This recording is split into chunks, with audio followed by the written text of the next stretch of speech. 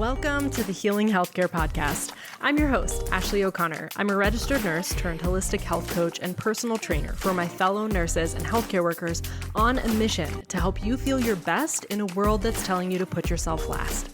This is a space where nurses can come together to understand that their identity extends beyond the humans that they care for, where the hardest workers in the room can have honest and authentic conversations about what is holding them back and the changes needed to move forward. I am here to help you fit nutrition, fitness, and self-care into a life built around 12-hour shifts. Each week, we will spend time diving into the research, searching for evidence-based strategies, connecting with experts, and asking the big questions so that we can build a life we love in and outside of the hospital. If you are ready to step into the new era of nursing and help me heal healthcare, then you are in the right place. Let's dive in. Hello, my friends. Welcome back. Today's episode is just going to be a very quick pep talk that I want you to be able to put in your back pocket and play when you need a few reminders. Maybe when you're on your way to your shift and you're just feeling like you're a little bit low in confidence and you need someone to kind of kick you in the butt before you head in to save people's lives. Before we dive in, really quick, I want to let you guys know that over the next couple months, episodes on this podcast will release either weekly or potentially every couple weeks. So I want to take a little bit more flexibility in these summer months. So the rest of August into September, our lives are a little bit crazy. So I'm just going to kind of do what I can here. I have always been really strict with consistency on my previous podcast and now this one, but it's been a little bit overwhelming, to be completely honest. I need to take a little bit of a step back to kind of regain my creativity, to regain my energy, and have a break, honestly, with my family and with moving to a new city. I need a little bit of flexibility. So you may see episodes every single week. You might see them every couple weeks. So just know that there's going to be a little bit more of that flexibility here, but you have 305 episodes over on the Ashley O Show that you can refer to. I'll also be slowly releasing some new episodes there that are just kind of more general. I want to kind of revamp that podcast as something really just fun. And so if you want some of that, go on over to the Ashley O Show, and then episodes will continue to release here, but you have a few to enjoy as well. So we're going to dive right in. So this topic or this idea of wanting to do a pep talk really came to me because that's kind of what I needed. So over the last few months, honestly maybe the last 6 months, if I really think about it, my kind of history with depression, anxiety, all these things kind of feels like it keeps creeping back. I was diagnosed with depression, anxiety, ADHD in my teen years. I really struggled, especially through high school and in the beginning of college, but have since sort of healed so much. But over the past few years, a handful of years, maybe 5, life has just changed so much, and I have been doing so much. I've gone through so much. I've grown so much. So many things have happened over the past 5 years, as they do, right? And I found myself in this space where symptoms are creeping back into my life, and I'm starting to notice them. Because I think when you have had depression in the past and you get through that and you kind of go into a period of time where you're not experiencing those symptoms, call it remission or whatever you want to call it, it's sometimes as the symptoms start to creep up again, it's easy to miss them. It's easy to write them off. It's easy to kind of make an excuse that something else is going on until you kind of can't anymore. So more on that later, but that has been kind of my struggle recently, and I needed support. I needed a pep talk. I needed somebody to kind of pour into me because I was struggling to do that myself. And so many of you are starting your first official jobs as a brand new nurse, or you're in your first year of nursing, or you've been a nurse for a while and you're just starting to feel burnt out. We all could use a pep talk. We all could use some love poured into us because sometimes we're not doing it ourselves. So I had this thought and just kind of wanted to put this into words for you. So wherever you are, if you're in your car, maybe driving to your shift and you're just feeling maybe defeated, maybe discouraged, maybe just scared or anxious, kind of have that pre-shift anxiety going, or you're driving home from your shift and it was a heavy one, I want to just remind you of a few things. The first is that you are wildly capable. Now, some of these might sound like bumper stickers or like just empty things that I'm telling you, but I truly feel this. And I know this because you're a nurse who's choosing to listen to a podcast that hopefully helps to elevate yourself and get you to a different level and kind of support you as a nurse. So you clearly care about how you perform. You clearly care about your patients and your career because you're searching out resources to support you. So that alone tells me that you are an incredible nurse. But also just the fact that you're a nurse, that you survived nursing school, that you passed the NCLEX, that you got your first job, that you decided to pick a career where people's lives are in your hands at some of the lowest moments of their lives means that you are capable because you got through all of that to get to this point.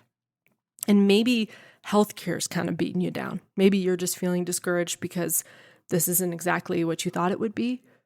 Even there, even being able to identify that that's true for you, even being able to have enough perspective, have enough responsibility in your career tells me that you are wildly capable because you care about your job, even if it's hurting you right now. Next, you need to know, along with being wildly capable, that you are simply enough and doing enough in your life, in and outside of the hospital, even if it feels like you're dropping the ball. Even if you've made mistakes, you're still enough and you're still worthy of all of the appreciation and love that I hope people extend to you. And if they don't, then I want to extend that to you. Once again, you chose a profession where you are constantly in service of others. You chose a profession that is extremely stressful, extremely challenging, takes so much critical thinking and skill. You picked that so that you could help the world. Or that you could help your family enough by having stability and a stable paycheck and financial support. Like you chose a profession that's going to support those things. And even if you just did it for your family, that's also such a gift, such a sacrifice in so many ways. So even if you're heading into this shift and maybe you're a brand new nurse and you're driving in and your last shift didn't go exactly like you wanted to. You didn't have all of the knowledge or know all of the acronyms that you got in report, or you forgot to give that patient a blanket, or you dropped a medication on the floor and now you had to get another one. Whatever little mistakes that you made or large ones that you happen to make as you're starting your career, you're still a good enough nurse. You are a smart enough nurse. You're a capable enough nurse. And your patients are lucky to have you.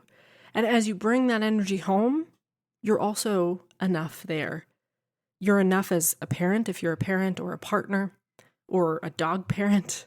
Like even if you maybe can't walk your dog as much as you used to enjoy doing, even if you didn't make a 7-course meal for your family tonight, even if you got short with your partner because you just came home exhausted, still enough. And the last reminder I want to leave you with is that you deserve to feel happy. You deserve to have a positive and fulfilling life. And if wherever you are right now doesn't feel that way, if it's brand new, maybe give it a little time.